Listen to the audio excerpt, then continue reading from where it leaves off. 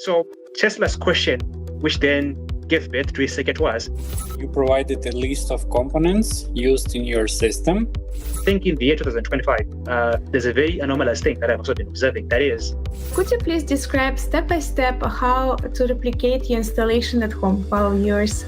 And if that is to be done, an interesting result then happens.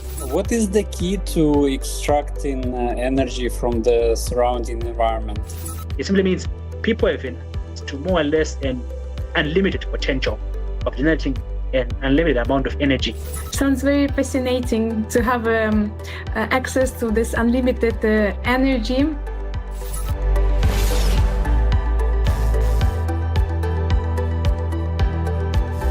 Greetings, dear guests. Today's hosts are Sergey from Dubai. Hello. And me, Ksenia from Amsterdam. And we have a special guest, Tapiwa from Zimbabwe. Hi everyone, how are you doing? I hope you're all good. Good afternoon, Tapiwa. We are very happy to welcome you back as our guest. In the previous interview, you presented the design of your energy generator device and demonstrated its operation. And this sparked guest interest and many questions from the viewers, other engineers, and enthusiasts. Today, we would like to dive deeper into your systems. You mentioned that your installation is based on Tesla's and Bedini's systems and shared a detailed description of them. So the first question would be, could you please explain to our viewers in simple terms how the Tesla 4 battery circuit works? All right, I sure will do that. So I think the man himself, Nikola Tesla, he was a very much exceptional inventor, in my opinion. And I think on the list of the things that he managed to come up with, one very interesting yet not so talked about innovation of his was the 4 battery switch. So the whole philosophy behind it, I can say, is it was more about realizing other anomalous behaviors that cells or batteries can sort of exhibit. And it was more or less what we would call a strange phenomenon in science, whereby something behaves in a certain way that can be, adequately explained with the frameworks that will be there. So his sort of standpoint was, if, let's say, for example, we have got a battery which moves electrons from its cathode to its anode, essentially, if we start with a battery with 10 electrons, even if it is to deplete, it still has 10 electrons because they just moved from the cathode to the anode. And in essence, it still is what it is. So when we now say a battery has lost energy, according to Tesla, that wasn't like giving the full view of what would be actually happening. Because according to him, what would have only happened would be sort of establishment of an equilibrium within the cell, whereby there's an even number now of electrons on one, let's say, electrode and the other. So what gives a cell its energy, if we are to say it that way, is simply the reason that, there are more electrons on one electrode, which are then transferred to the other. So in essence, batteries don't really lose energy as we say it. They simply end a state of equilibrium whereby those electrons are not able to flow. So Tesla's question, which then gave birth to his circuit, was, what if we could ensure that as one battery sort of powers a circuit, the electrons move from its, let's say, negative to the negative of another battery through the load. And at the same time, the positive of that battery is connected to the positive of this battery as well. And if that is to be done, an interesting result then happens, whereby you have got one cell that is effectively doing work, and the other that is sort of charging and rejuvenating from which is doing work. Meaning, at the end of the day, we can more or less say the energy hasn't been lost. Simply, when this one has entered in equilibrium, the other battery or cell was establishing its own disequilibrium. And hence, if you are losing voltage here, it's being gained on the other side. And then what you have is now a system whereby you can oscillate voltage from one battery to the other, and it can just go on and on and on like that. So that's what the Tesla 4 battery switch was. It then modified it so that it would work with a total of 4 batteries. So you'd have battery 1 and battery 2 that are connected in, let's say, a series that is negative, positive, then the positive to the negative of the other. Then they become, a set of, or a pair rather, of 2 cells. And then these were then used alongside another pair that was used sort of like connected in parallel. And hence, the effect then would work effectively. Why? Because it would allow at least this pair to move its electrons, since it is sort of like a higher, in fact, since it has a higher voltage due to series connection, to the other, of course, which has got like the minimal voltage difference. So in this was what was going on. So in short, that's what the Tesla full battery switch is. It's simply a utilization of phenomena of cell behavior so that we are able to effectively realize energy gains beyond what we would normally do in day-to-day life. Thank you, Tapiwa. Yeah, we want to dedicate today's video totally to the technical details of your innovation. We understood current in wires is the movement of light and fast negatively charged electrons, the movement of heavy and slow positive and negative ions. And ions are formed through electrolyte dissociation, for example, sulfuric acid. At the moment of switching batteries, the current in the wires almost instantly changes direction. Since electrons are light and fast, they accumulate at the input terminal of the battery, creating a kind of traffic jam. This is why charging begins with the strong current pulse at the battery input. And could you please explain in more detail what happens at that moment and why this effect is important for the operation of the whole system? All right. So yeah, that very much is the case. At the moment of like initial, let's say, entry of the electrons from the terminal of a particular battery to the other, they're more or less hit what we would call maybe a traffic jam in their index. The whole essence of that was to seek to explain, let's say, the strange behavior that was happening. Because when the experiments were done, that is by the guys who initiated this, the likes of Nikola, Tesla, and John Bedini, it didn't make adequate sense how a simple cell that has just simple redox reactions that are happening at a chemical level be able to sort of rejuvenate itself, or in a way undergo what we would call reverse entropy, that is being able to recharge itself. Because when a cell works, basically it's discharging, and it being able to recover means it's sort of establishing its own disequilibrium, which is something that is rather strange. So to be able to be sort of like logical about it and to effectively explain it, they wanted to sort of factor in, I think, the idea of how this cell could actually be able to tap into the quantum field itself, because that would seem like the most likely, source of this extra energy, where it would be potentially coming from.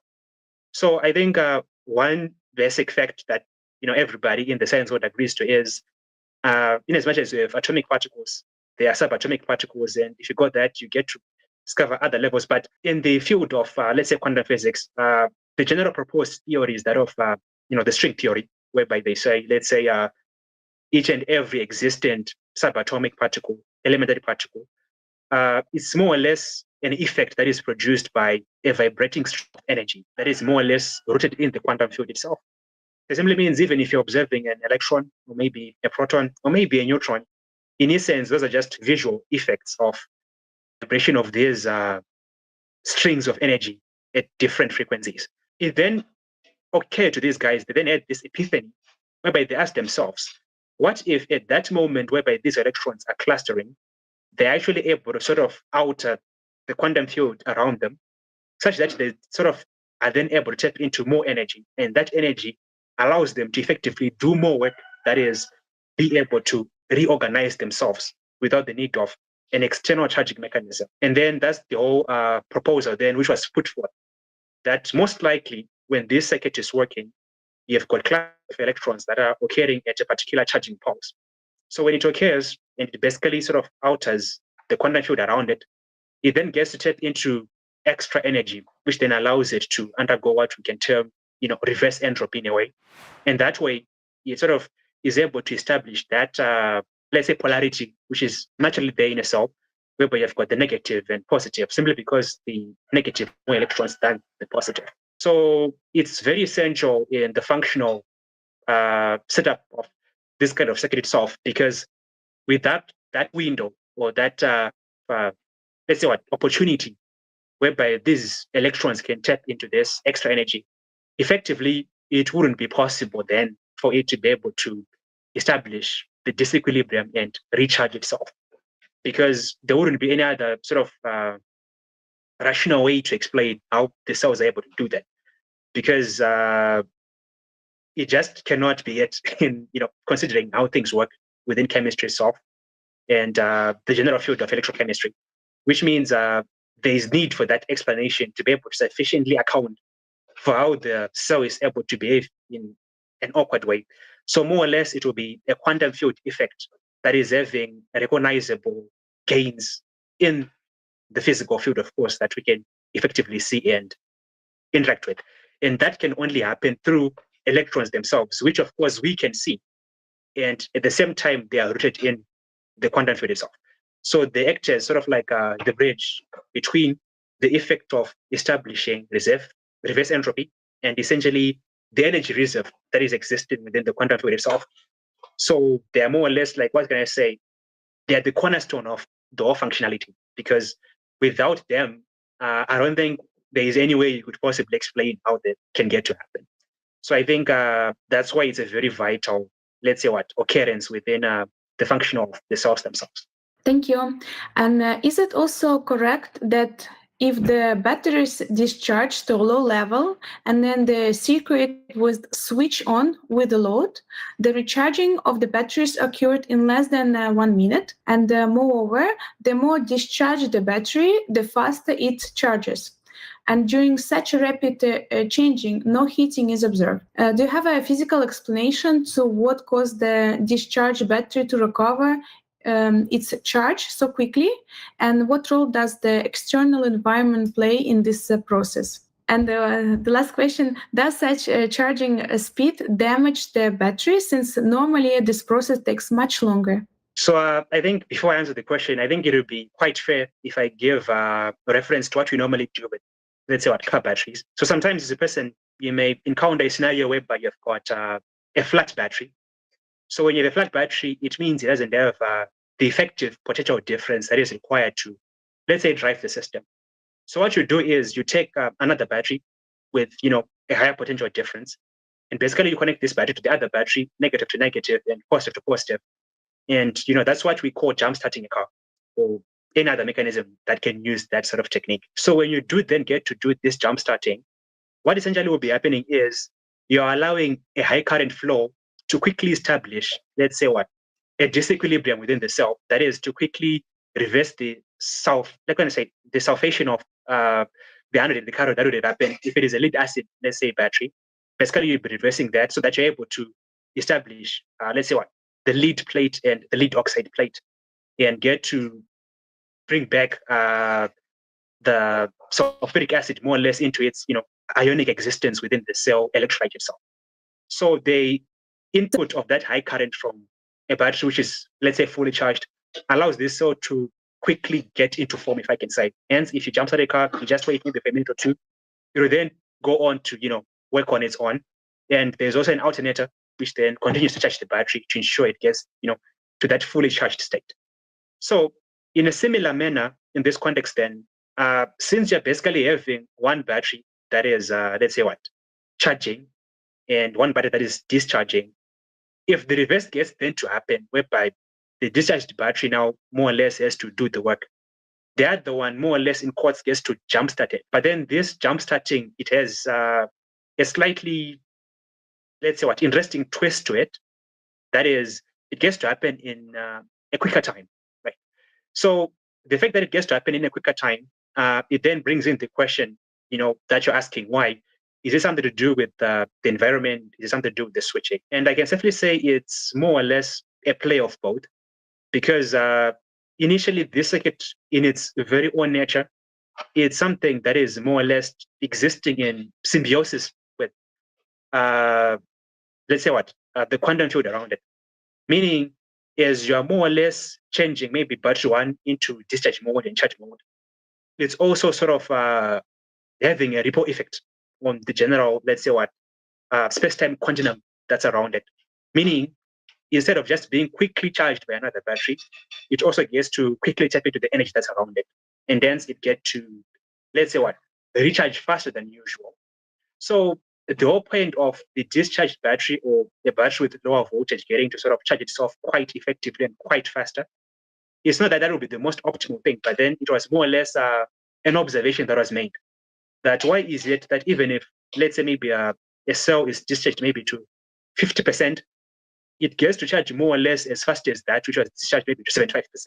And I think that is quite something that is weird, because logically, if something is maybe, let's say, 50% full, generally it should take a slower time to reach 100 compared to something that is maybe 75% full. So it was just another interesting observation as well, that, which had to be factored into the story itself, that the system itself is more or less agnostic of the level of voltage or the amperage that is within the cell, meaning the effect gets to perform optimally well whether one of the cells is severely discharged or maybe partially discharged.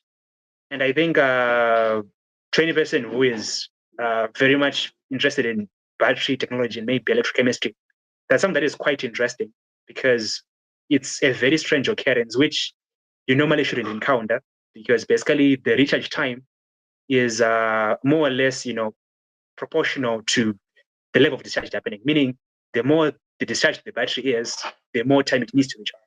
But then in this case, it seems like there's that anomaly happening. And of course, it gets to be also pinned back to that occurrence of field manipulation, if I can say, by the circuit itself on its own. Okay, this is really, really interesting. And Tapiwa, what is the key to extracting energy from the surrounding environment? Switching speed, the resonance, commutation, i.e. battery switching? I think it's a play of, let's say a number of factors, because I don't think there is one factor that is sort of, let's say integral to the entire system itself. But I think the very unique factor, which I think observed and can place maybe as the primary, let's say, crucial point of function, I think is the switching speed itself. What you realize when you're maybe doing the Tesla 4 battery switch or the Bedini 3 battery switch, the higher the frequency of switching is, the more pronounced the effects become. I think in the very first question I mentioned that, essentially when one battery is getting to discharge, another will be sort of charging. So it simply means the higher the frequency of switching of positions, meaning it essentially means, one battery within a matter of, let's say milliseconds is charging. Then within the next few milliseconds is discharging. So more or less it remains in the relatively same position compared to the other one. Meaning if you look at it from an observer's point of view, let's say you were doing the experiment, you realize both of them don't really get to lose anything. They get to maintain the voltage, and over time, they get to recover. So I think the element to do with switching speed actually something that is quite unique. And the switching actually gets to be more, let's say optimal in the event that you use solid state switches. I think examples of unique solid state switches that a person can use that are more functional, I think they are MOSFETs. MOSFETs actually get to allow switching of a circuit at a level of microseconds, meaning you can actually explore a variety of frequencies of switching from as simple as 100 switches per second or 100 hertz to as much as 800 switches of on and off per second, which is 800 hertz. And another interesting observation as well is the higher the level of the switching frequency, the higher the level of the cell recovery and cell function itself. So I think in a sense that's something that is quite unique in its own right. And I think that's what essentially gives the circuit an added advantage over a normal connection, maybe of series or of parallel. So I think one of the key points that I had was in the process of expounding was how the switching speed itself gets to be more or less relevant in the context of how quickly the cells get to recover themselves.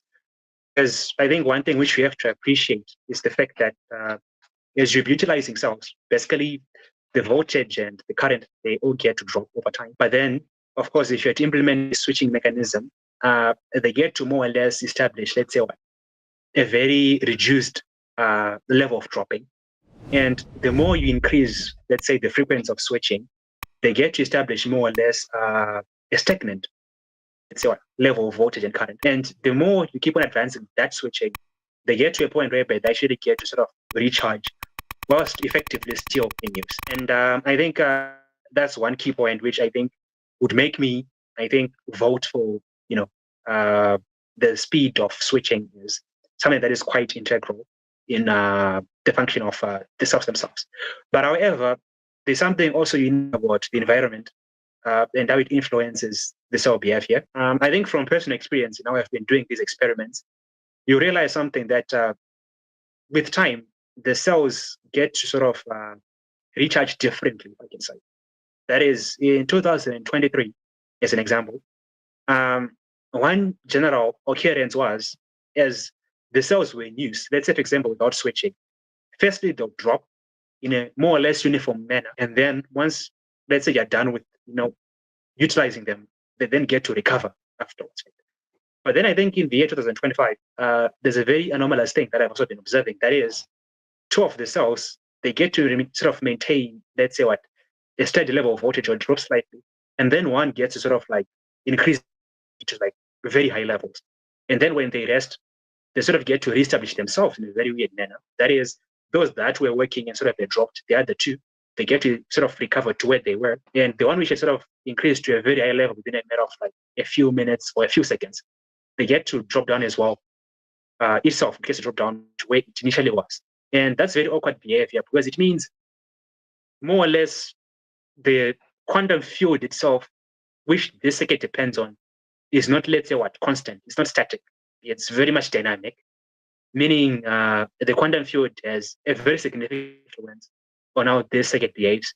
And perhaps maybe if in certain geological or geographic positioning on the other itself, perhaps maybe the effects are more pronounced than the other. But then I cannot certainly say that's the case. The reason being, of course, that I haven't been everywhere and tried all places to see how more or less the circuit behaves. But then I think it's a very weird anomaly. I was once having a conversation with a friend of mine, and he was giving me a hint, like, okay, what if maybe this has something to do with radiation X, the radiation, of course, that more or less affects our planet after a certain number of years. And I was like, okay, that's actually a very logical conclusion as well, because I think the observation that I made this year, it very much is in contrast with other observations that I've been making over the previous years. It's a very new one.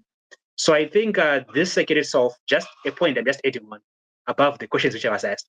This circuit is why I think it can sort of more or less be used as a means of exploring and also getting to sort of observe the quantum field itself.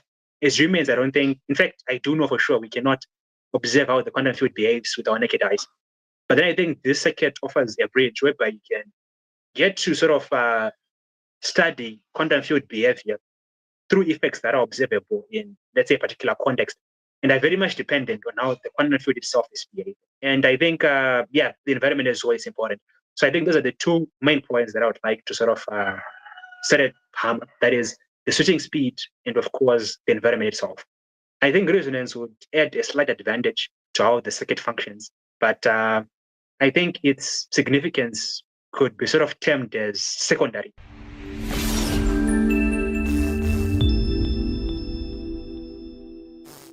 Tapiwa, one question came to my mind. Just being a humanitarian, I'm trying to understand how device works and what connections there might be. You were saying about the different charge in the cells or in the batteries, if I misunderstood. So a few questions. Does the amount of batteries help to balance the system? If you are saying that at different points of time, different cell might have a different charge, or it's just or the system itself that you've developed, does it need any batteries to run itself? I think the core of the system, it still remains essentially a battery. I think the unique thing that is sort of brought about by this connection, because I think it's the utilization of the things we have in everyday life, the cables, the same batteries, the same gadgets. I think the only thing that gets to be different is how they are arranged. And I think that's what Tesla did with his 4-battery switch. And that's what John Bedini did with his 3-battery switch. And there's a guy by the name of Ron Cole who claims he can also work with a single battery as well. So they were just, let's say different configurations by different people, just trying to observe, I think, how this thing gets to more or less come into effect. So I can say people like John Bedini, I think they were in this field for more or less the experimental part of it to see how it functions. So they'll just play around with any number of batteries, 4, 3, 2, 1. But then one thing that I can say for sure is the effect gets to be observed with any number of batteries.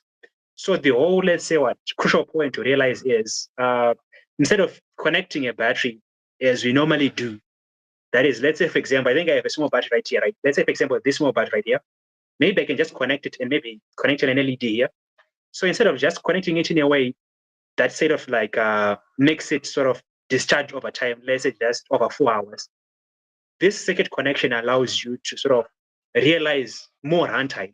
And at the same time, the battery gets to recover itself.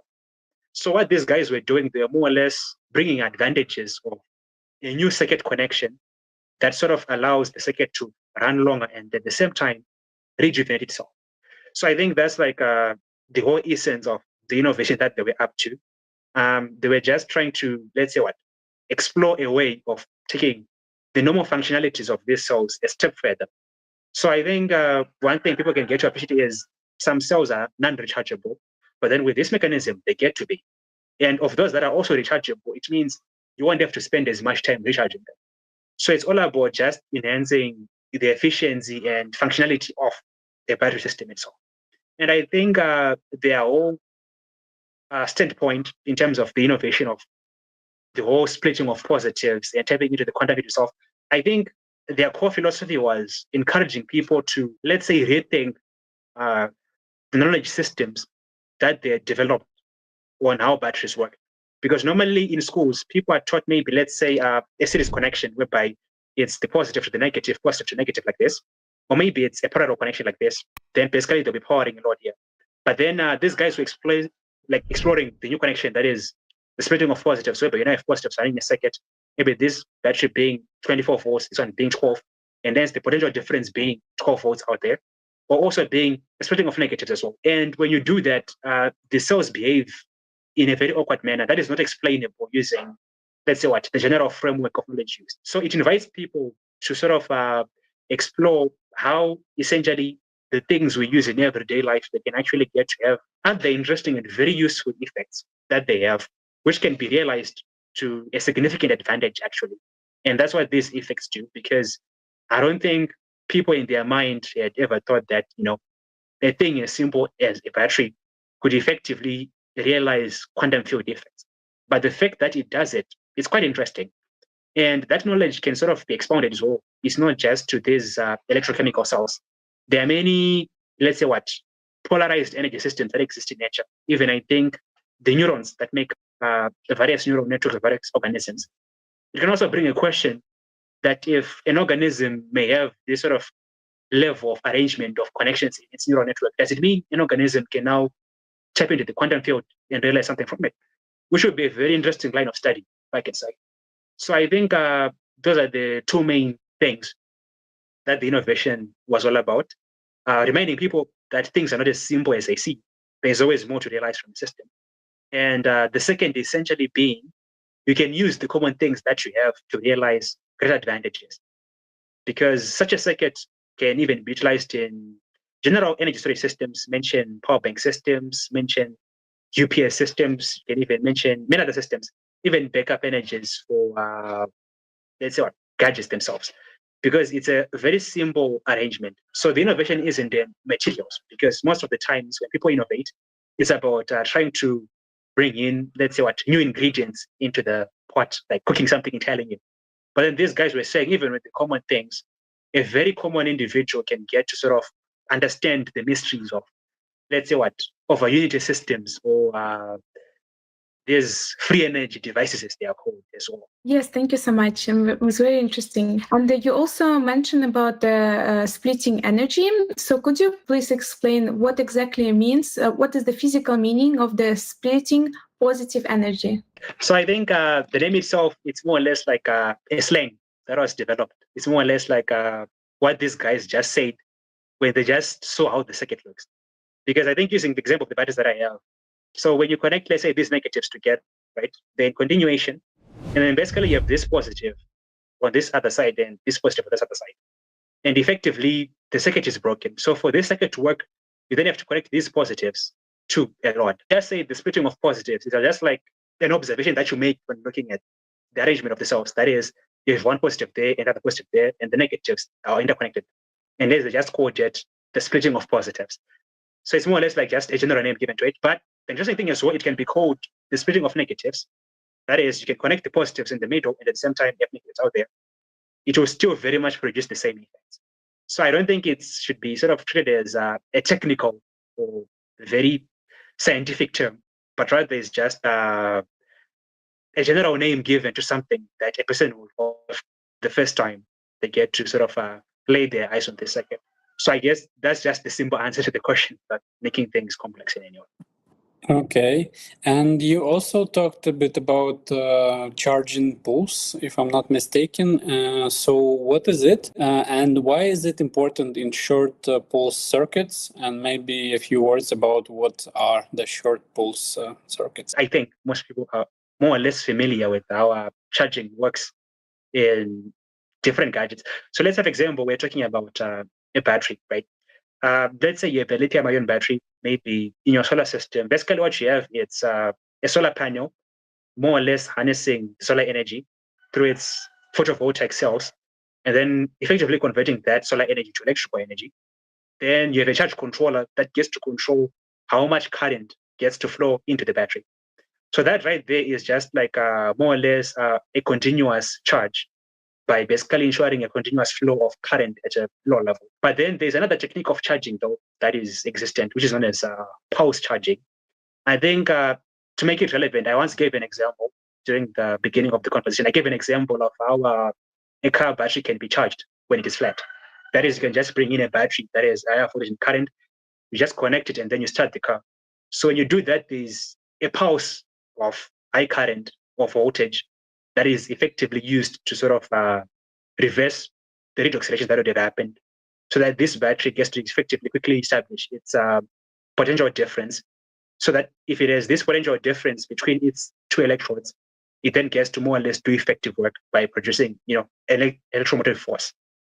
So when we are talking about pulse charging now in the context of this circuit, remember I said more or less they are switches.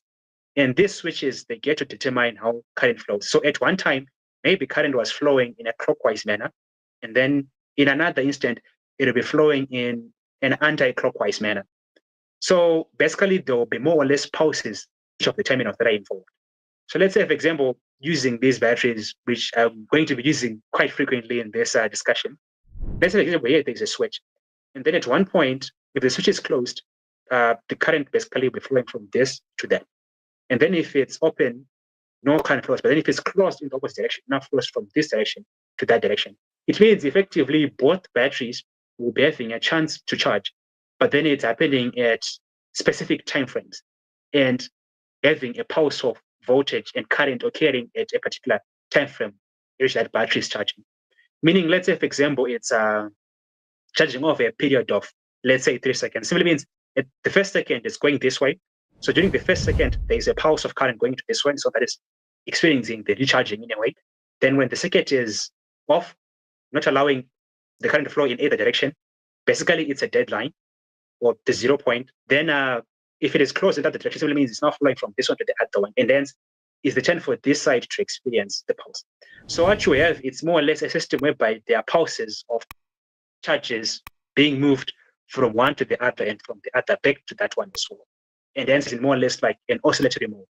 So it gets to be called a short pulse if you get to do this at very small time frames, maybe of milliseconds, meaning it's changing very rapidly. So it's not charging as continuous as what happens using a solar panel, whereby it's continuous flow of, let's say, the electrical energy or the current to sort of charge the battery. But then it's one battery sending a pulse to the other, and then the other sending a pulse to the other over a very short period of time, and hence the term short pulse. And I think it's more or less relatable to the example that I had given of how a battery gets to experience a charge pulse from another when you're jump starting a car. So it's very essential. Why? Because as we had mentioned, as these electrons will be flowing through the wire to that terminal, at some point they get to experience a jam whereby they're clustering. And at that moment where they're clustering, they get to more or less interact with the quantum itself. And then that quantum field effect is then what allows each cell to be able to sort of like rejuvenate itself and recharge. So it simply means if the jam is happening at this terminal at one point, then within the next coming maybe few milliseconds happening on the other terminal. Effectively, it means both of them are sort of extracting that quantum energy, if you can say, at relatively the same time. And then that's the essence of the pulse charging.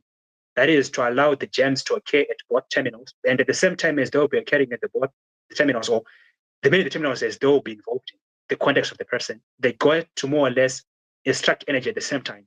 And then what you realize is as both cells will be working, the load is running, and they themselves, they get to maintain a very much constant voltage level and even recharge over time, which is something that is quite unique. So I think that's the essence of pulse charging in these circuits. It's not continuous, it's a pulsating charge, which means it's oscillating between two different points. And yeah, I think that's just it. So I think that sufficiently explains it in the simplest way possible, so that at least any viewer gets to understand what will be happening and why that short pulse charging is essential. That is supplying a high current within a very short time frame, so that they cluster and they get to extract that quantum energy and allow the cell to undergo reverse entropy and recover itself. Yes, thank you so much for making it also simple for the viewers to also follow. And what is the role of diodes and capacitors in the Tesla circuit? What happens to them at the moment of switching? So the whole point why in the circuits there are diodes and capacitors, essentially diodes, the electrical components that are used to sort of like determine the direction of current flow. That is, if current passes through a diode in this direction, it cannot come back. So it's there to determine that one side relatively remains the positive, and the other side relatively remains the negative. Because remember, we were having a system of cells that are having an oscillation whereby current is flowing in this direction and that direction. So in a way, that's an AC, but not really the proper AC we have in households. But in that context, since it's flowing in both directions, it's alternating current. But then some devices for them to function effectively, as in the context of these experiments, they are DC, meaning you need to ensure that one side remains relatively positive and the other negative. And what that diode bridge gets to do is, let's have examples like this. Maybe this side gets to remain the positive, and then this side gets to remain relatively the negative. Meaning if you have to connect a component, maybe it's a small LED, maybe it's a motor, the negative side will just go to this side, and then the positive side to this side. And that way, the device just runs as normally as it would. Why? Because it's experiencing a direct flow of a particular polarity continuously. And the whole point of capacitors more or less function like temporary short-term batteries. So a capacitor just stores charge. And let's say, for example, when the power supply is sort of gone into off mode, it gets to discharge its charge, which it is carrying over a short discharge time. That is, it ensures more or less an evened out flow of current or voltage, regardless of the switching. So as we've been doing this switching, becomes a point whereby it is like a flat line. Because remember, if electrons are flowing this way, at some point there has to be that point whereby they're no longer flowing that way and they're now flowing this way. So the whole point of capacitors is to sort of provide an energy provision in that instant, whereby there is zero flow in this way or that way. So what they essentially do is they still continue to supply a short pulse to the components that are sort of being used in the experiment. And at the same time, when, let's say, the current now flows in the opposite direction, they just get to store the charge again and wait for that next moment. So I think capacitors are more or less functioning as some sort of like a short-term backup mechanism, just to ensure charge supply isn't disturbed. Yes, of course, the switching will be getting to happen either on or off. And the diodes themselves, they're just there to ensure, the polarity is sort of maintained, with one side remaining more or less permanently positive and the other negative, and having a DC device being connected. And I think that's the whole essence of those components that are involved. But another interesting observation, though, is if you are to remove, let's say, the capacitors, more or less it will work. I don't think to the naked eye, the effect will be that much observable. That is, if the switching is very fast enough, you won't even observe anything. So the capacitor is just more or less for standardization of the experiment. But without them, yeah, you still realize the same effects. But then I think the most vital thing will be the diodes, because without the diodes, you'll more or less be having an AC system. Meaning, if you were to, let's say, connect an LED, it'll be blinking like on and off as the directions change. But then to ensure it's constantly on, you then need that diode bridge. So you can actually do the experiment or the observation without these things, but then it won't be as smooth as when you have those things. So those components are more or less functioning as essential utilities to ensure that the entire experiment gets to happen anyway. This is exactly what came to my mind. You pretty much answered my question, is that if the energy is pulsating like that in the battery, then how do you make an output for other devices to get charged? You need some capacitor or voltage converter or something that will streamline the flow of energy. And another question was if the charge in the battery is always flows and pulsates, won't that influence the life of the battery? So I think one thing as people are doing this thing, you have to appreciate, I think, is the simple fact that the gadgets which we use, they come with a lifespan. Even the batteries themselves, they have a lifespan. If you're using a normal lead acid battery and you're going to use it intensively, normally its lifespan is given between 3 to 5 years. So the splitting of positives doesn't really get to change the lifespan of the thing itself. What it gets to do is it gets to make it, function in a much more efficient way in regards to meet our energy demands. So let's say, for example, a manufacturer had made, hypothetically, a low-quality battery. I actually can say we are not going to change the fact that it's a low-quality battery. It's going to just last as long as it should. Because I think just like any other electrochemical cell system, it gets to come with a certain number of set life cycles. So the cycle's lifespan, if it's exhausted, more or less, there isn't much you can do about it. And I think that's why manufacturers encourage this thing called depth of discharge, meaning when you're using a battery, normally you're not encouraged to put it below 50%. The reason being, if you really exhaust it that much, you sort of quickly wear it out and it really gets to exhaust its possible lifespans of charging and recharging, which is whereby at some point you get to have this battery whereby if you charge it, it just quickly loses its energy. And essentially, that's just to show you that the lifespan has sort of been met and it's just time to change it. So I think the splitting of positives in itself, it's a very unique phenomenon. But I think for it to have greater utility, to also call for production of cell systems that they themselves are more robust and more pronounced in how they function and get to do whatever they'll be doing. Okay. And as far as I know, Electrodyne Corporation tested the Tesla 4 battery circuit for 3 years. Do you know what results did they achieve? The information on what Nikola Tesla did, at least in this context of these other extraordinary feats, it exists in underground communities, if I can say.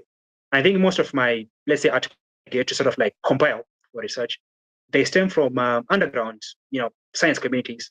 Mention sites like Rex Research or Over Unity Research. The claim was when he discovered this, 4 battery switch, essentially, certain individuals were intrigued by how it functions and included this corporation, meaning they just had to bring him in and observe how it functioned. And as per the claims, they actually ran, the trials for quite a couple of years. It was working out, and the batteries were simply, living as they were supposed to.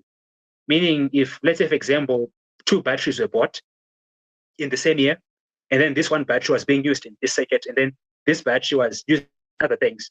Basically, after, let's say, maybe the 2 years, if they were going to be brought together, they were just basically showing, the same health, if I can say. That is the functionality of a battery, which is expected after the 2 years.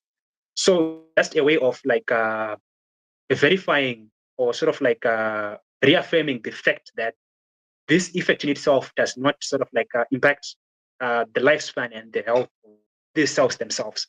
So that was the whole point of that encounter, whereby it was the person who had this invention, that is being Tesla, interacting with another party in need of a service, which was this corporation, and then this event occurring that was sort of mutually beneficial for both parties. And at the same time, having a very successful outcome. So that was like the open end of that recollection. But then to say it's something that's provable, I don't think you can even prove or disprove it, because it's something that happened beyond the era of collecting such information on the net itself. But given that Tesla had done a lot of these things, and given that the circuits themselves are functional, it's more or less plausible to agree with the claims as well, given, of course, the things we should also be observing on ground. So I think that's what I can say concerning that encounter with the hydrogen cooperation and how everything else function. And I think I would also just love to encourage people to just go out there and just sort of enjoy scavenging for information. Because I think as you're having this interview, right, I think if you simply go on Google maybe and you type splitting of positives, I think you realize that the results that you get there, they are extremely different from what I'm saying.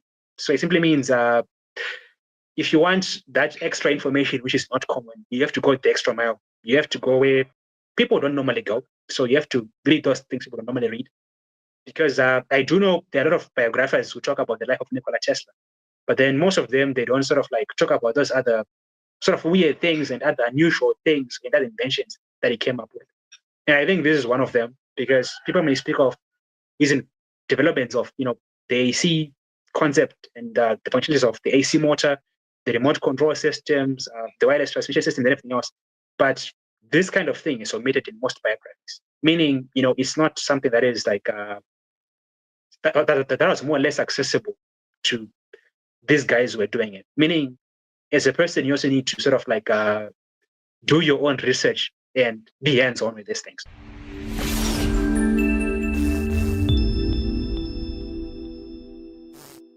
Yes, thank you so much. Earlier we discussed about the Tesla circuit, but to give a little bit of more clarity, could you also give us explanation on how does the Bedini circuit differ from the Tesla circuit, and what advantages does the new circuit offer? When Tesla did his circuit designs and everything else, surprisingly, he started off with the number 4, right? So I don't think there's a way for us to change that fact. He worked with the number of 4 batteries. So I think people like John Bedini, they were coming from a perspective whereby they were saying, do we really need 4 batteries to make this thing work? And Bedini then proposed this model of a 3-battery system, which essentially just works as good as that one. And a few years down the line, you also have people like Ron Cole proposing their single battery, just working with capacitors to achieve the same thing. So what you then get to realize is the simple, let's say understanding that these guys, they were more or less people who were into science because more or less it was a part of their lives. So some of the things they did, it was out of genuine curiosity. And I think I can safely say that for John Bedini. John Bedini, there are many recorded symposiums that he had. I think if a person scrapes around on YouTube, you get to see some of them. And there's a guy who just explored various circuits, even got the Schuylkill circuit, his 3-battery circuit. He was even proposing the making of what he termed the price of batteries themselves. And they were interesting concepts. And for him, normally what you'd say in his sort of like endeavors or researches was, the whole essence was for him to show the world a new way of seeing things. So John Bedini was a man who was about opening the eyes of people to new realities. So in what he did, it was more or less about what will happen, just for the curiosity's sake of it. However, these 3-battery circuits still has advantages. I think the main advantage is it just has fewer batteries, which is, I think, the obvious thing, because Tesla had 3. So that's or observable advantage at first glance. And I also think in terms of the general circuit arrangement, it's easier to follow the Bedini connection than the Tesla connection. But then I think, as I said, as I had said in the beginning, you can use any number of batteries you want, but then the effect still remains the same. So I think for Bedini, it was just him exploring what would happen in that instance. But then the results, they just get to be very much similar to the ones you get using the 4 batteries. The difference being this is simpler and it's much more just easier to sort of connect for any person who will be willing to replicate it as well. It's very much clear and understandable. So I think if someone is now trying to be economic about it, I think the best option maybe would be the Ron Cole 1-battery model. I think that's what would be much more economically viable, as we can say in today's terms. And I think it'll just give you, I think, very much the same satisfying results as base capacity, because you have to remember as well, if you have a 12-volt maybe 30Ah battery, you can't expect it to go beyond 400 watts. So it simply means it will work within that frame it is in, but at the same time, it's able to exhibit those same effects of being able to function continuously and recharge. Meaning if you want to go further, you simply need a bigger battery and stuff like that. Thank you, Tapiwa. And one more on battery charging. How did you determine whether one of the batteries was actually charging with the classic voltmeter, a logger, or an oscilloscope? So I think normally when you do these kind of experiments of observing maybe voltage behavior and current behavior, the most recommended thing is to have a multimeter and an oscilloscope, or an oscillogram, as I say, both there, so that you really get to visualize how, of course, the current is moving and the voltage is moving, and at the same time get to have readings using, a generally used mechanism. But for my context, I used a multimeter. I think I was more or less approaching it from a hobbyist kind of thing, because I was just interested in just seeing how it behaves. But I think to make it more standard, like for compilation of, let's say, state-of-the-art research, then definitely you can use both. But then one thing for sure, though, the effect doesn't get to change. What just gets to change is, I think, the amount of data that you have to sort of validate the effect itself. Yes, thank you so much. And yes, now we would like to more discuss about your free energy device. Could you share with us which methods did you use to measure the system's efficiency, and what results were obtained? So I think to any person who is, let's say, more involved in, let's say, these free energy things, I think one key question which you have to sort of ask yourself, even before you begin anything, is how would this be different from what is usually observed? Because let's say, for example, it's just an example. If a battery is to run for 9 hours, then you do your connection and it shines for 9 hours. You can't really have a substantial ground to claim that there is realization of a unity or a coefficient of performance that is greater. Meaning the performance is more or less based on what the battery was supposed to do before this thing has been done. And once the thing has been done, what has it been able to do? Meaning, if you're going to let's say, more or less going to have a very conclusive outcome, the very first thing which you have to sort of, let's say, venture into is basically understanding the health of the cells that you have. And I think to do this, you do a number of simple tests. You can do the simple capacity test, whereby you check, your cell, and you really get to evaluate effectively whether it really has, decided voltage and current levels, and whether it can actually deliver them at such levels. So you can even take a load, maybe if you have got your 12-volt 30Ah battery, maybe you can even use a load that draws maybe 1 amp per hour, and then you get to see if you can really last those 30 Ah or 30 amperage hours as is claimed. If it does, so it simply means truly it has that capacity. So you can even go on to do a load test, whereby we get to sort of make it operate at the maximum level that it does. Meaning if a cell is supposed to be giving out, let's say, for example, 360 watts of energy, if I connect, let's say, maybe a load that roughly functions close to that level, it should be able to power on, meaning it really gets to deliver that amount of energy as well.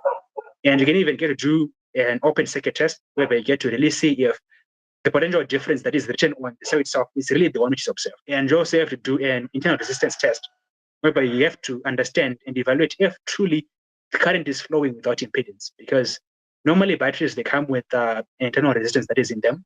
Normally it's very low if they're like high quality batteries, maybe 1 to 2 ohms. But then sometimes you realize you may get to have a battery that has a slightly high internal resistance. That also get to generally affect how it functions. And it also just questions it in, let's say, a lower evaluation when it comes to evaluation of its health. And I think you also have to sort of generally do a self-discharge test, whereby if you take your battery, let's say, for example, it has 12 volts and 15 Ah. If you put it somewhere for a week, if you come back, does it still have the same readings? So all of these tests, they are sort of essential in understanding more or less the health of the cells which you're working with. Because I think for you to make a conclusion that, these cells are exceptional or something else has been realized, you also have to prove that you're working with things that are more or less standard. And you need this test to verify it. So if your tests more or less match the manufacturer's claims, which means you're having healthy cells which are functional. And now once you do the test, you have to more or less do it the traditional way which we do in science. That is, you need to have a control experiment, and then you need to have like the standard experimental trial that you're going to be doing. So in the control, you can get, let's say, take a simple 9-volt battery, 100 maybe 1,000 milliamp hours. Maybe you power a 5-volt DC motor. You then get to sort of study how the cell behaves over time when it's powering that load. You note the voltage behavior, how it drops, the current behavior, how it drops. And basically when it comes to a stop. That way you will actually have, let's say a full profile of how basically the cell gets to happen. So once you have a full profile of how the cell behaves and the kind of energy that it can get to deliver, you then translate that to experiment now. So in our experiment, let's say we now have this unique connection that we have. We're now going to observe, will it really last longer than what was observed in this control? If it does, that means, well, there's a reasonable, let's say ground to then further investigate if there is need for a combination of data to prove the overunity. Then you also get to prove as well, if the cells get to recover, how different is it from the normal, let's say cell recovery that gets to happen? Because normally if you're using, let's say, alkaline cells, they get to exhibit something known as like a recharge effect. That is, even if they're used, if left, they just get to slightly go up a bit. But then if that recovery is done, how exactly different is it from this usual? So I think one trial, which I effectively did to compare all this data, it was more or less using, I won't mention the brand, I think, just for respect of, company, but I was using solid cells from a particular company and the 9-volt cells. So I bought 4 of them. It was a simple trial experiment. I was using those 9-volt cells, a breadboard, a couple of LEDs, a 5-volt DC motor, resistors to control the current and everything else. So basically it was a duplication whereby you've got the experimental run here and you've got the control here. So in this control, we have 3 batteries. We know maybe it's supposed to run for 5 hours, meaning if these batteries are to be connected in series or parallel, it means they're not supposed to go beyond 15 hours at most, powering a load such as that 5-volt DC motor.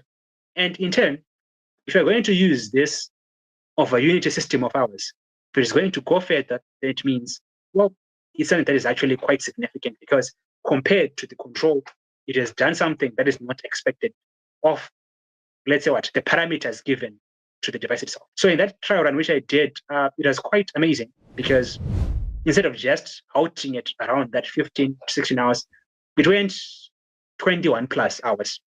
That was something that was quite impressive because it then becomes anomalous that if the runtime was supposed to, let's say, be X, if you now have maybe, let's say 1.3X, that means, well, something else is now being tapped into. And at the same time, after the trial runs were done, the cells had to be evaluated in terms of their standpoint. So these 3 cells are basically used in series. Once used, they drop to maybe, let's say voltage levels of around 4 volts.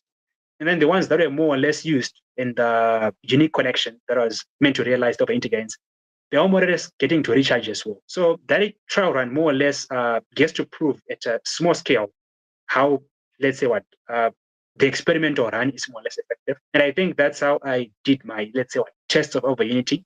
It was more or less an evaluation of what happens at a small scale. And then we simply scale it up. Because I don't think, in fact, it is a fact. The physics of things doesn't get really to change if you just scale things up.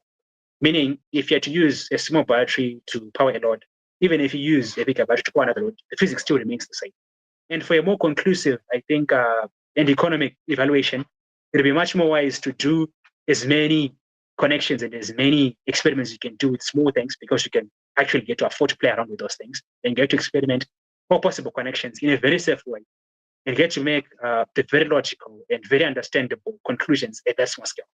And then basically when you have this bigger system, it's just basically scaling up by a factor from this small scale to a bigger scale.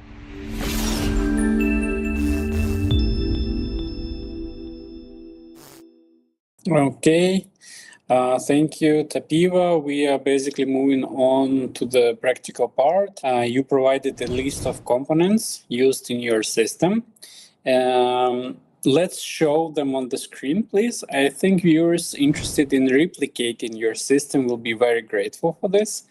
And we would be interested to read their results in the comments. Also, dear viewers, you can send us emails at the address shown on the screen. And Tapiwa, please tell us what criteria did you use when selecting these components for the circuit? And what were your main considerations on this? In terms of, let's say, the general experiments that I do, I think I'm a person who works with the philosophy that, more or less, knowledge is provisional. That is, it changes over time and you have to adapt. And at the same time, the experiments, they more or less get to stem from necessity. So for me, it was more or less about research and understanding how these things were behaving. So the initial time, they were just the small scale thing. So the next time, then I just chose to sort of establish what I could call maybe my own free energy mechanism per se. It was more or less just scaling that thing to a level which I would normally evaluate it as. So normally, I think as a person, my gadgets at most, which consume the most amount of energy, maybe you can talk of televisions, maybe a stove, maybe a refrigerator. So I think given the kind of laws that I had, they get to sort of, let's say, influence the kind of power source which I could sort of utilize. So I couldn't, let's say, buy 48 volt 200 Ah batteries because, well, that is way over the kind of things which I could, play around with. So for me, my main, let's say, influencing factor in the kind of components that I chose, it was more or less to suit the context in which I was the experiments. But I think to all the viewers, I'd like to let them know that it's not limited to what I chose.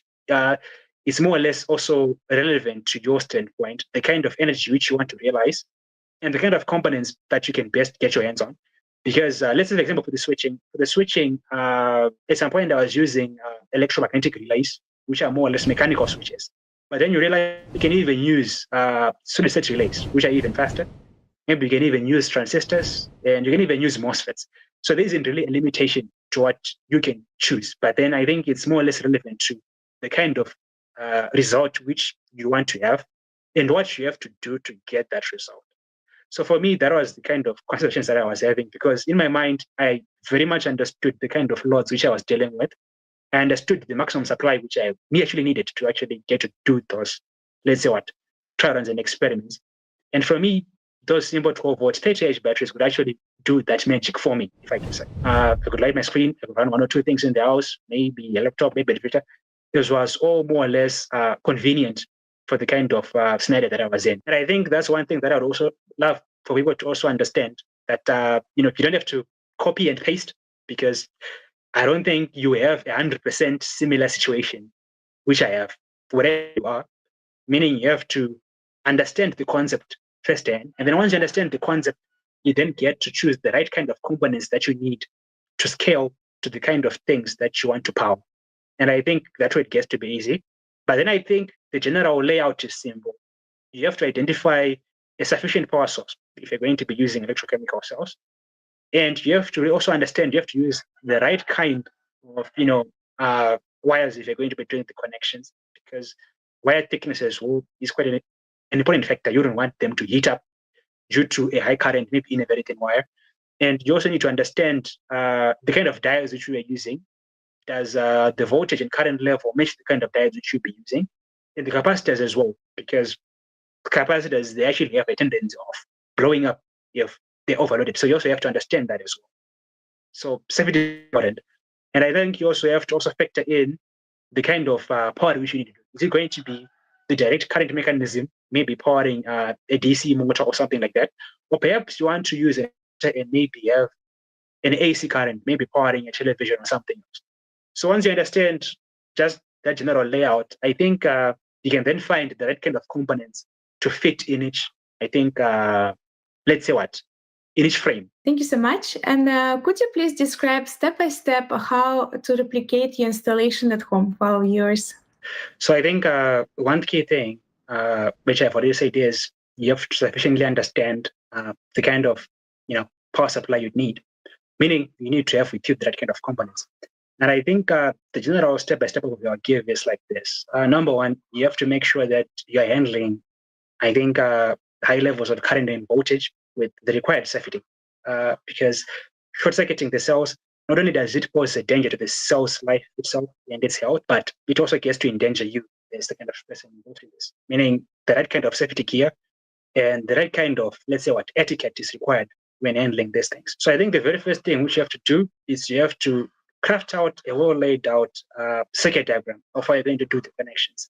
Before you can do it in practice, you have to visualize it in the mind and put it somewhere clean and neat so that you really understand what you have to do. And I think it'll be more easier to do it step by step. So I think the first kind of step which you then have to attend to once the circuit is well laid out one is more or less similar to the one that I have. It's about structuring the power supply itself. Are you going to do the right kind of connections, and how are you going to do them? And how are you going to secure the connection points as well? That's a very key thing. So it means if you need cable connectors, if you need cable ties, and if you need shrink wraps, you're going to have to do that as the very initial steps, such that this power supply itself is solidified and it's actually something that is, let's say put. Then once it's done, the next thing then becomes, are you going to effectively structure the load? And how are you going to connect it in a way that is safe? Meaning, let's say, for example, if you're going to be using an inverter, you have it ready, the terminal is ready, and maybe you should also provide an output, maybe to a surge protector and everything else. That should be done. And once those two mechanisms are done, you now need to simply do a test to the power supply. Is it producing the kind of voltage and current that you as a person would want to work with?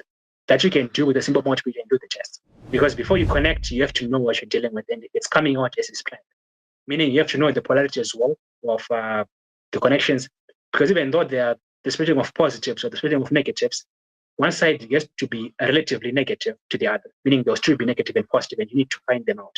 Once you have them, you have to make sure that the positive is going where it's supposed to be going, as per the circuit diagram, and the negative is going where it's supposed to be going as well. The cabling now has to be done, which is more or less like the bridging between the power supply itself and the components.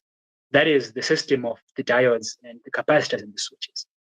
And I think the best way to do this is you can actually have a moment where you can structure the bridge separately, because I think connecting the diodes, you can do it in an easy manner using your own soldering gun, soldering wire.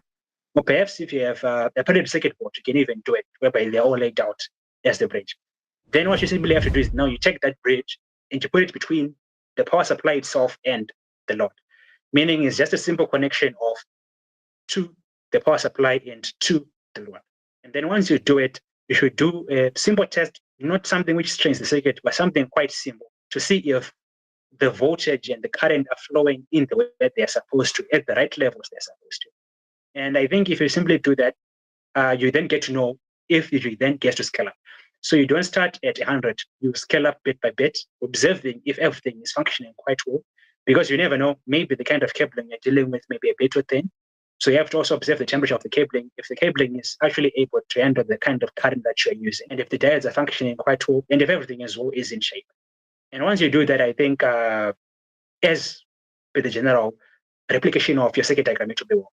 Once you are confident that things are working well on this prototype which you have made on the side, you can then now attempt to do it maybe on something else, maybe in your household, and trying to play around with things. At least you'll be knowing what to do. And I think a very important factor, which I always, I think, underline is you should improve proper installation. Because I think poor installation can be a danger, especially when you're doing with anomalous flows of the right kind of gear, as I've said. If you're going to be wearing gloves, that'll be good. And if you're going to be using shrink wraps to cover up any possible, maybe stray wires, that'll be good as well. And I think once you do that, that'll be okay. And I think if you also just get to use some protective equipment, from surge protectors to circuit breakers, that'll be good. Yeah, important point actually you mentioned about the protective equipment, because it was coming to my mind as well when you were saying about like experimenting and trying to find something else, or other inventors who just tried what if I do like that. So I think it's really important to mention to our viewers that, guys, while you will be experimenting, make sure you wear like, I don't know, rubber shoes, rubber gloves, or what's like usually required. Tapiwa, are there critical requirements for connecting the useful load? For example, connection order, polarity, conductivity, some of the things you mentioned already, but maybe we can mention a few more things on this. I genuinely do think polarity is something that is crucial, because I think for the second arrangement to work, overall, I think it has to be within the right order.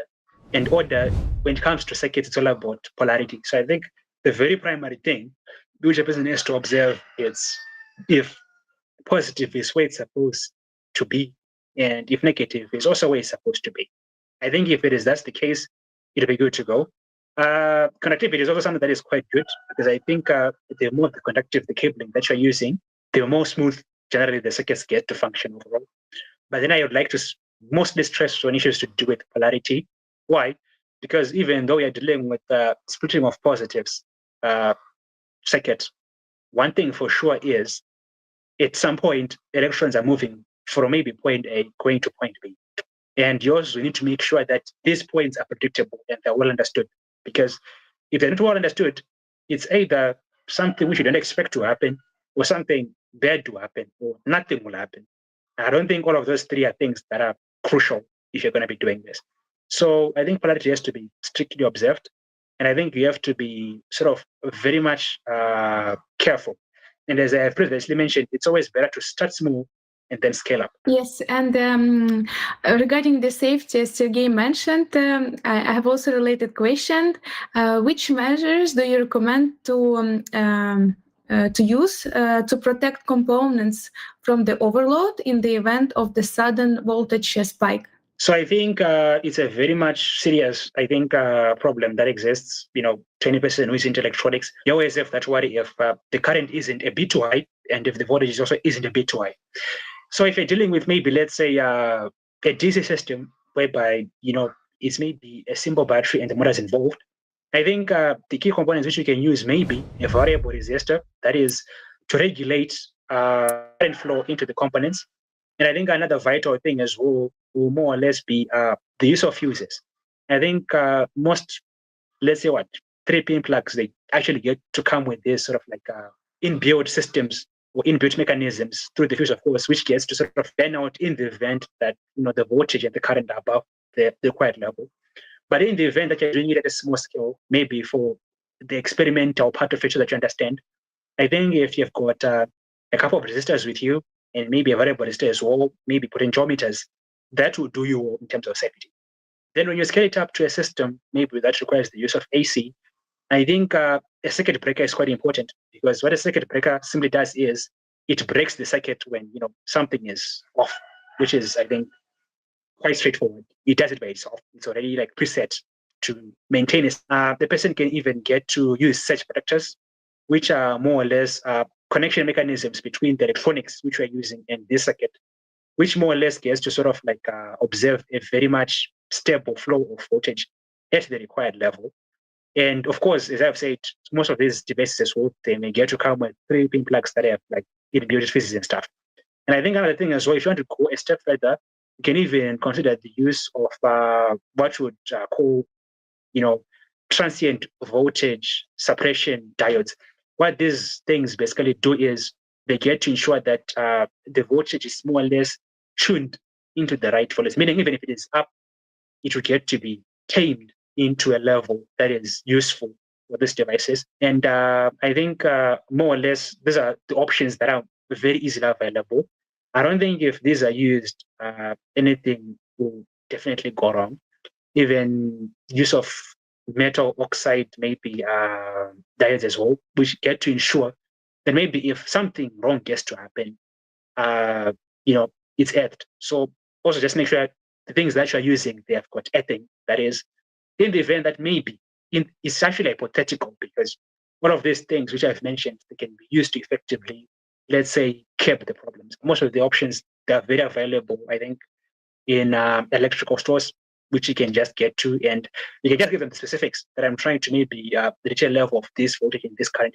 Is there something along the lines of things that I have said, which you can give me, which I can put in my circuit to ensure that if it gets to be above that, it's pushed back to the proper limits, well, basically the circuit gets to be broken, and the issue has to be fixed before it can be run again.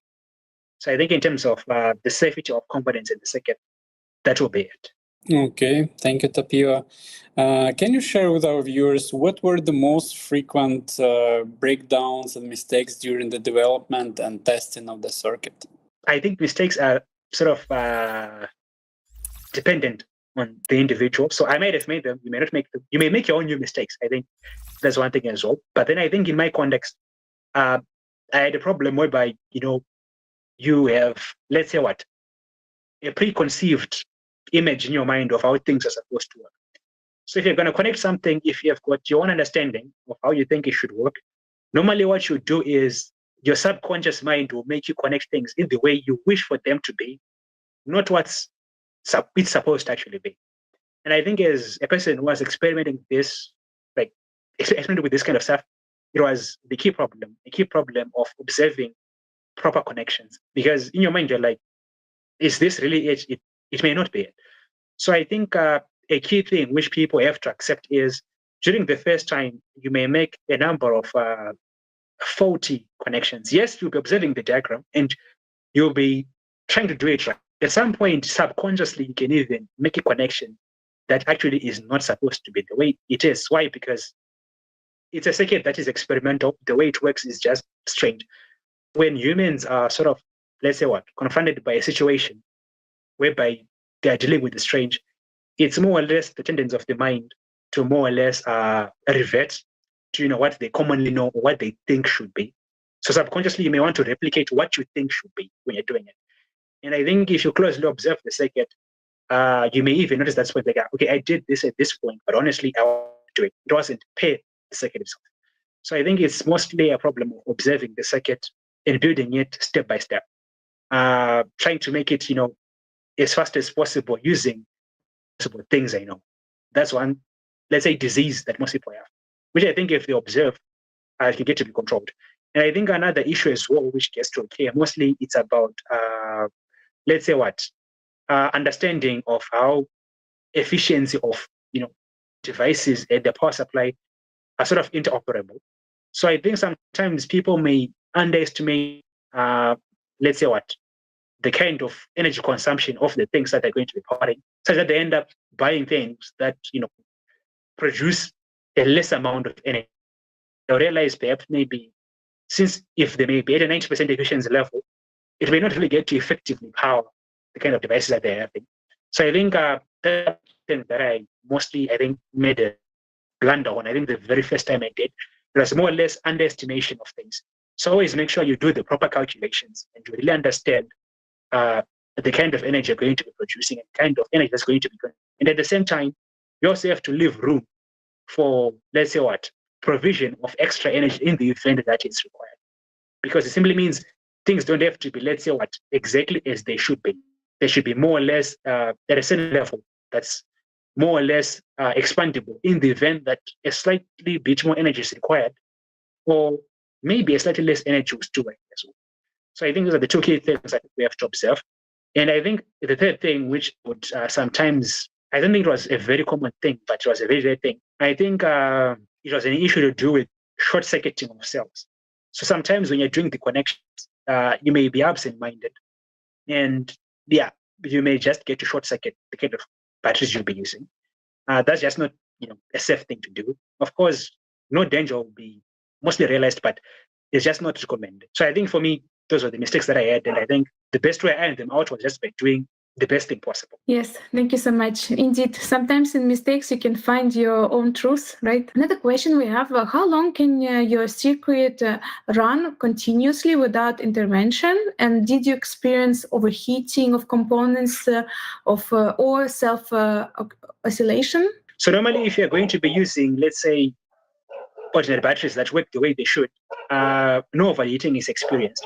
And I think if you're going to be using things like an inverter, you have to accept the simple fact that an inverter naturally it heats up as it will be working.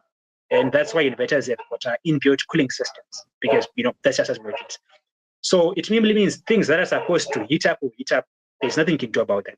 However, I think in terms of the power supply itself, that is the cells that are used within the system, they didn't exhibit any form of stress and strain as per the use. And I think in terms of the duration in which I ran this circuit for me, I was sort of observing the manufacturer, let's say guidelines of how long devices are supposed to be run. So let's say, for example, inverter, it's recommended for you to do a 12-hour run with it. I would more or less do a 12-hour run with it, give it a break, then run again. So for me, it wasn't more or less like a strain test whereby I was running them 24/7, maybe throughout the entire week. If I was going to do trials during a week, basically they'll just work when I'm doing the experiment. Let's say, for example, it's the morning and the afternoon. It's 6 to 6. Then maybe in the evening when I'm done, I'll just switch them. However, I think if the systems that are recommended for 24/7 running, because the inverters that are meant for that, I don't think it should be a problem, because the cells, they get to recover on their own and they more or less get to do the work. But then at the same time, I think you should understand as well the kind of components you're using, because some components as per the manufacturing guidelines, they're not supposed to work like continuous. If you're doing a house meant for 24/7 running, inverters used for 24/7 running, it shouldn't be a problem. Your gadget should work well. And I don't think there's also a scenario whereby a person gets to use energy 24/7, even in a household. Even if you have got your own household, you won't be lighting the TV 24/7. I think maybe the only gadgets that may be functioning 24/7 are lightweight gadgets, maybe the refrigeration system, and maybe the charging system, which I think even if they are to run 24/7 continuously, they don't have an energy demand that's in quotes significant in a way that affects the supply itself. However, I haven't really got into a scenario whereby I was running at maximum supply, whereby, let's say, for example, a kettle is on, the stove is on, a TV is on, and it's continuous.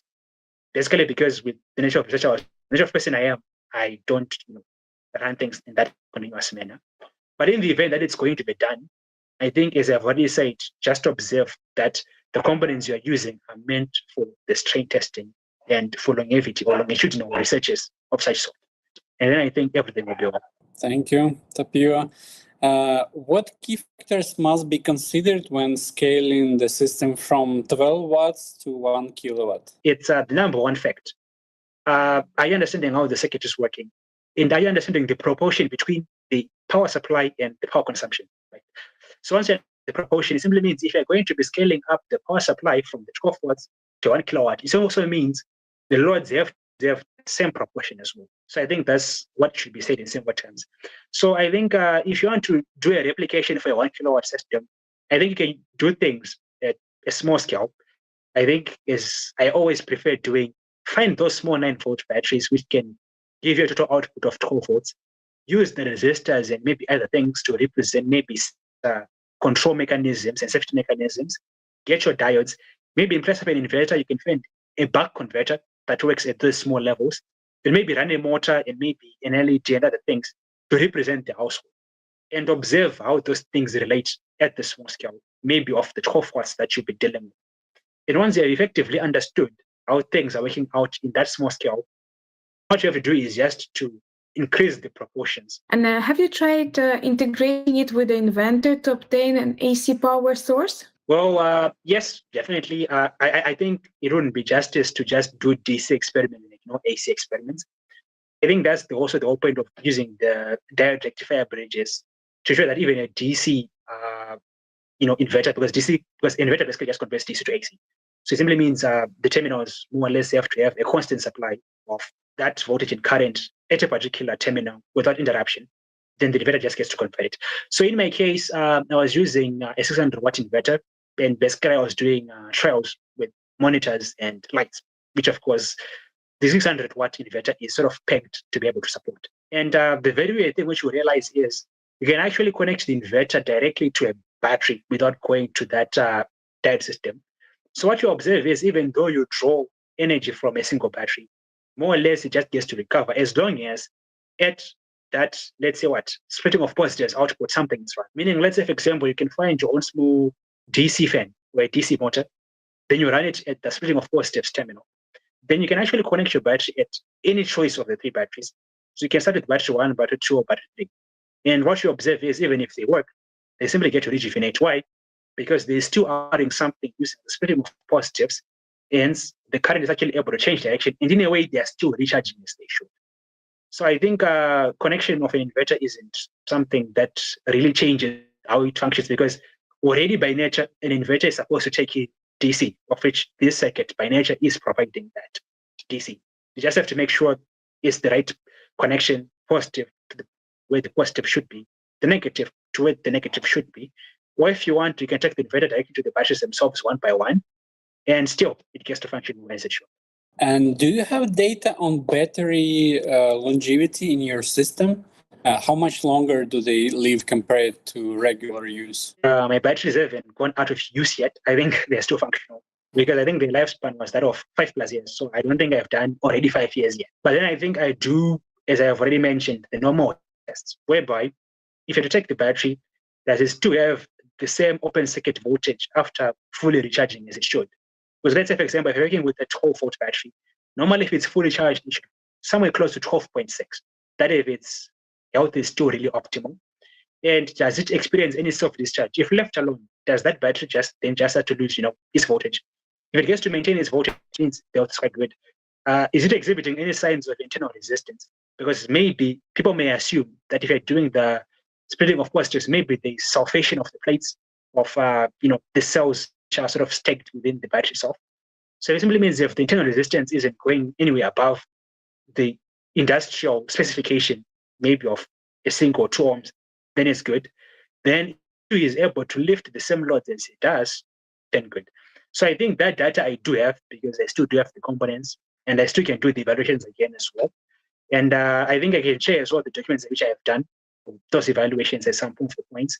But in general, the batteries are living as they should. And I think that's a win, which is actually great, because if you get to realize greater benefits and at the same time get to maintain the integrity of the device or the source, then that's a thumbs up, which means you are just using it as it should, given it's meant to actually provide energy. But then it's just an awkward circuit connection, which provides these extra advantages. And do you plan any further research and modification of this configuration? And if yes, in what direction? So I think for me, I hold this concept as something of sentimental value. Why? Because I think it was one of the very first experiences of me experiencing the free energy phenomena. So for me, I don't think I can just detach from it and throw it in the dustbin. However, I should mention advances have been happening, and definitely I've been working on other drafts of how the systems can get to be improved. Because remember, the splitting of positives, what it seeks to do, it seeks to improve what we can term the functional abilities of the battery. But then I think one problem which we have to deal with is, can we actually get to make a battery whose lifespan is that short and get to last long? I know there are already other concepts that exist out there. You can maybe talk of the maybe beta voltaic and thermovoltaic nuclear batteries that are used. You can even talk of the neutrino voltaic batteries. There may not be technologies of these batteries that can live long, which, since they already live longer and can sort of self-rejuvenate, they don't need this aspect of the splitting of spores. So I think the kind of dimension which I was then using in advancing the research was, can we make a battery that is as simple as these electrochemical cells using the same ingredient, maybe the same concept of anode, cathode, and electrolyte. But in this case, they get to last long. So I think that's the kind of direction which I was taking. And I think that's how I fell in love with the research that Dr. Pollack was working on, because I think it was one person was working on, let's say a concept of how you can use the idea of exclusion zone water and the electrons that it gets to generate to effectively power, let's say, an electrochemical system.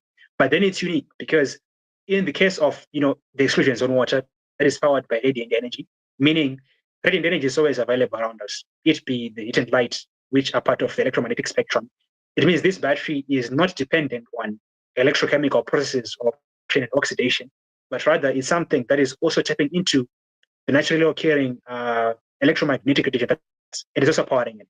So I'd actually drafted a well laid out research article which seeks to explore how people can actually get to structure what we may get to term a functional exclusion zone water battery.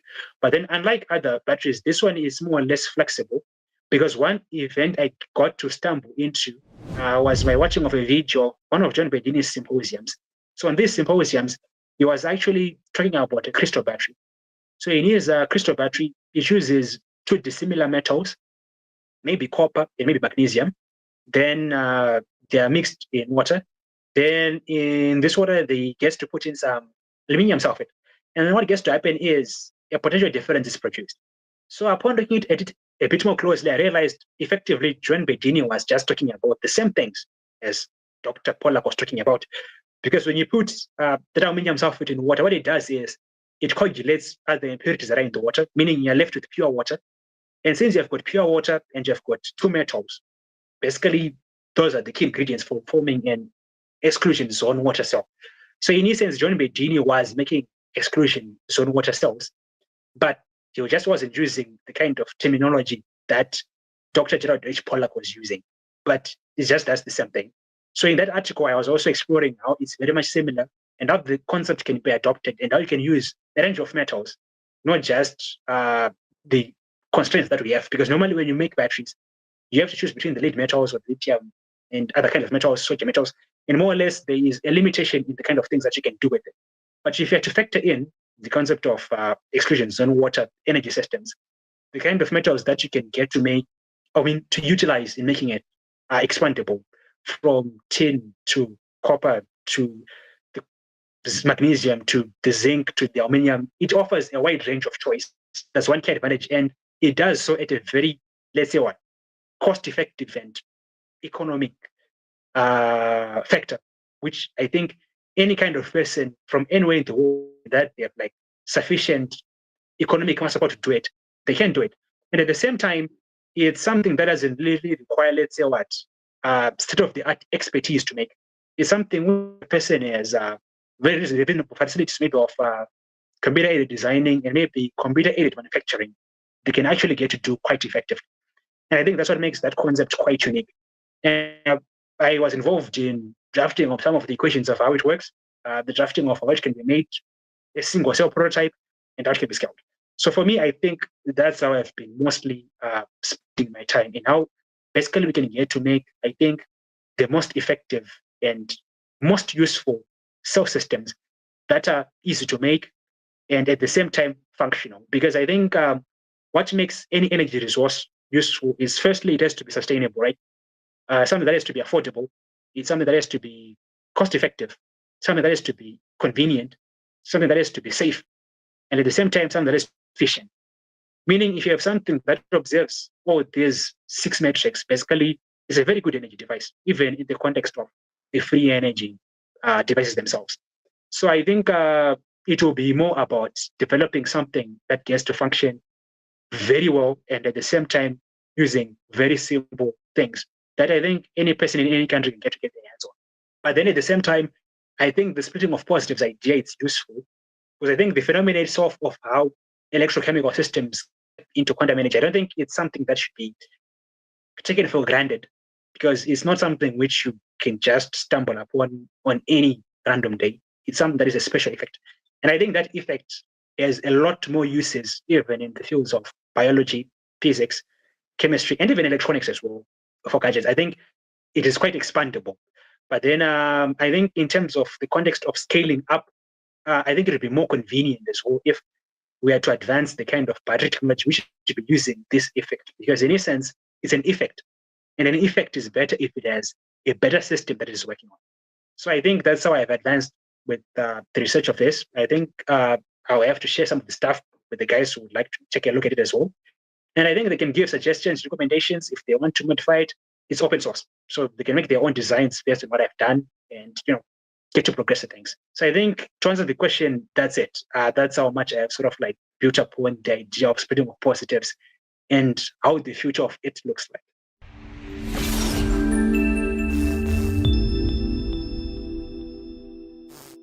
Okay, Tapiwa, thank you very much for sharing the details. I hope this will be enough for our viewers to start at least trying to replicate your device. In case if you guys have any more questions, please feel free, as we mentioned, write your questions to Tapiwa in the comments and send us the emails so we can address Tapiwa. We've covered pretty much how we can scale the device to potentially 1-2 kilowatt to power the household appliances like a fridge or TV, etc. And wrapping up our today's discussion, we have like a few final questions. How do you see the potential applications of the technology in real life conditions or commercial projects, or maybe like if you could name a few thoughts that you have in mind how it could be used? Well, I think one undeniable fact for sure is, energy. I think it's the cornerstone of any civilization. I think for anything as humans we do, for it to work, even as for us to wake up, we need energy in our bodies to do everything that we do. So I think energy is something that is quite vital. And energy is something which, is of great essence in the essence of how it is versatile and integral. Mention telecommunication systems, transport systems. You can even mention different kinds of systems, maybe just regular energy systems for devices. It's all something that is quite possible. And I think we're entering into an era whereby there is a huge demand for energy, just by the simple fact that the population is growing, and many other industries are emerging. Mention the fields of AI and the data centers. They do require lots of energy. Mention the things to do with people involved in blockchain nodes and blockchain validation. All of those things are new industries that are emerging that still do need a lot of support from a very much stable energy foundation. I think the whole beauty of what I can term these devices, for neutrino voltaic devices and everything else, they seek to give humanity, I think, an access to a resource that gets to be unlimited. Because I think as humans, we have our classical definition of the economic problem, whereby we say, we have unlimited desires, wants, needs, and at the same time, we have limited resources. So I think the fact that they can exist this kind of technology simply means for the first time, or maybe already has been, but then not yet realized, it simply means people have been asked to more or less an unlimited potential of generating an unlimited amount of energy they can use for a number of applications that they want, meaning everything gets to be amplified. The communication which you could do is unlimited. The level of security which you can get to use maybe for any other energy-dependent security mechanisms, it gets to be unlimited. The level of computing, the level of any activity that is essentially energy-dependent gets to be unlimited. The lighting, the heating, anything gets to be unlimited. And I think that's what's something that is more or less crucial in how we live, because I think we more or less creatures will function on game theory. That is, most of the times we want to strategize our best. We get to utilize resources for the best possible outcome. And I think the whole point of game theory gets to be redefined in the event whereby you've got a resource that's basically not limited by, let's say, capacity of something. A resource that is more or less expandable to do as many things as possible. If that scenario gets to be realized, it simply means you are forming a new foundation of how people get to behave and get to interact with the world around them. So I think these technologies, I see them as something that is quite, I actually would love to use the word which we can mention as canonical. They're canonical in allowing a civilization to move from one standpoint of, let's say, socioeconomic development to another. I think the thing which can effectively do that is the technology of the free energy systems. I think there are a number of reasons why people have realized war and stuff like that, but I think in the event that we are to fully realize it, I think it means a number of things for just who we are as a people on planet Earth, because I think anything which we deal with, it gets to boil down to energy. And I think us just making ourselves be unlimited in that context, it means we just get to be unlimited in anything else which we wish to do afterwards. So it's just unlocking, let's say another level of functionality. That's what free energy is all about. Sounds very fascinating to have access to this unlimited energy. And I think a lot of people actually would ask a practical question. In your opinion, what would be the approximate cost of circuit components to build a power source of 100 watt or 1 kilowatt? So I actually think pricing it's something that is difficult to peg, because I think different countries have different prices for different things. So I wouldn't know every person's context. But I think if you were to place reasonable estimates, I think if you were to make the best case scenario will be it should cost you something less than 100. So let's just say 100. And in the worst case scenario, maybe it would be 300. I don't think it should go beyond that. Because I'm assuming, let's say a person, none of these components are in their country, they get to import them, and their via duties. Hypothetically, I don't think they should exclude that amount. So unless it's a peg, the maximum peg, which we can put in the event that things are not working well for you, you are in the worst possible scenario. I don't think you should go beyond 250 to 300 to make your 100-watt system. Then it is now the concept like the scenario of the 1 kilowatt system.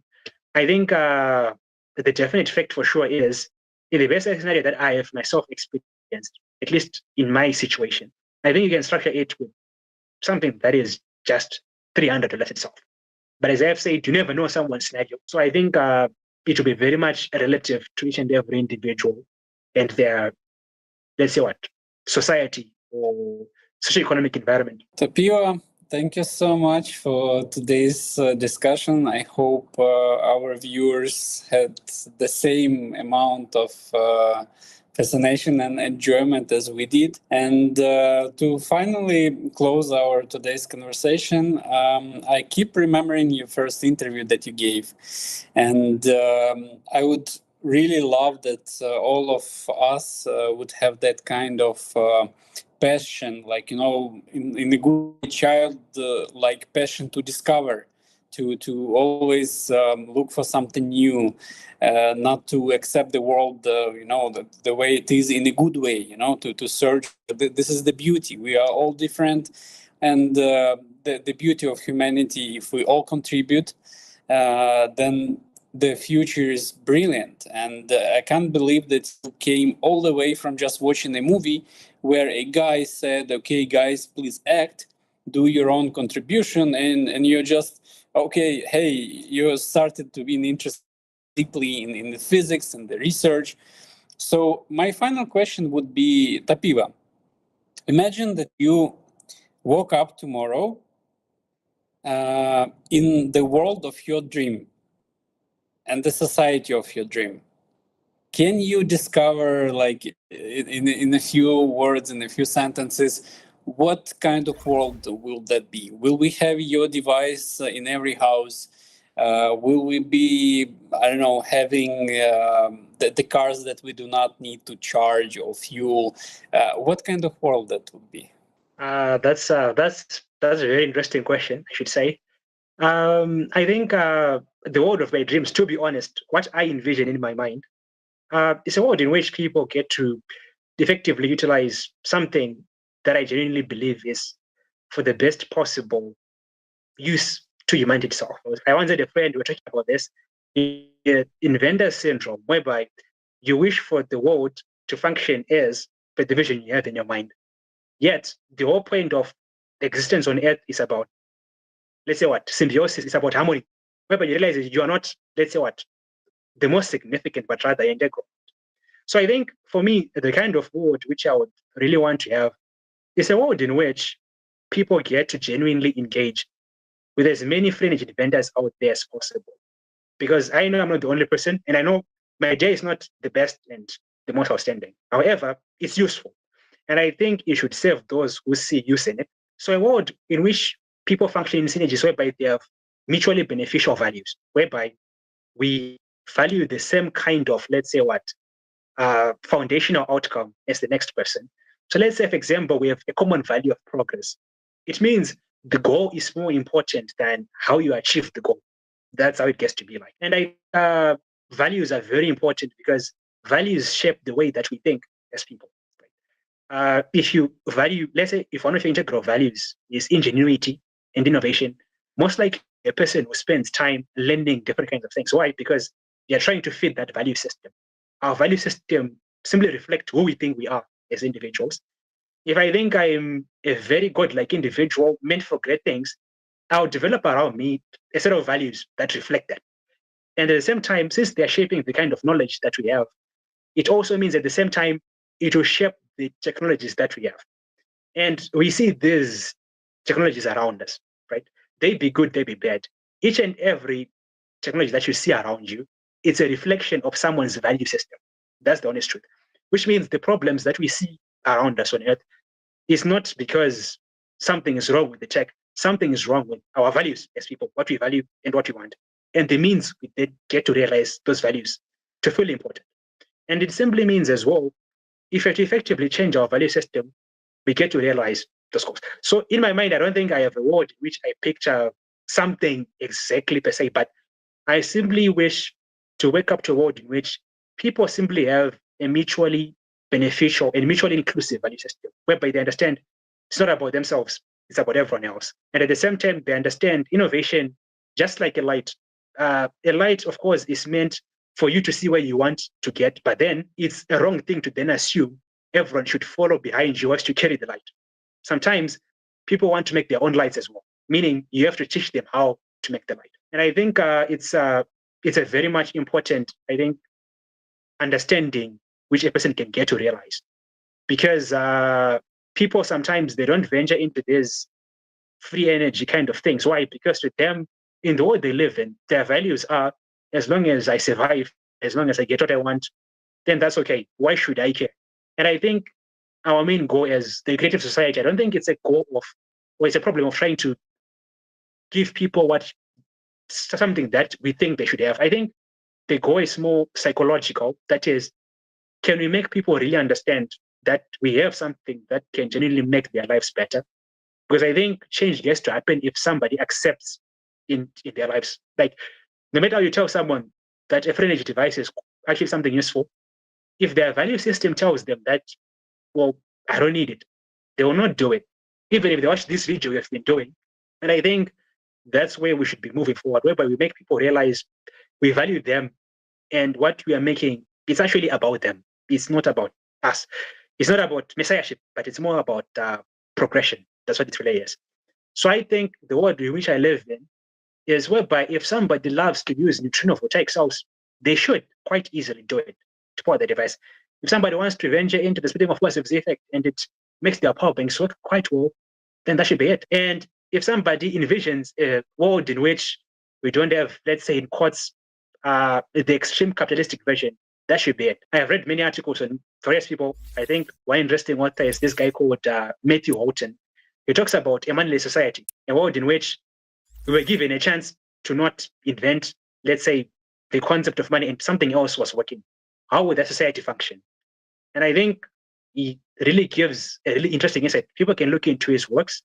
I think they'll come to realize that, yeah, the world is shaped by what we value at the end of the day.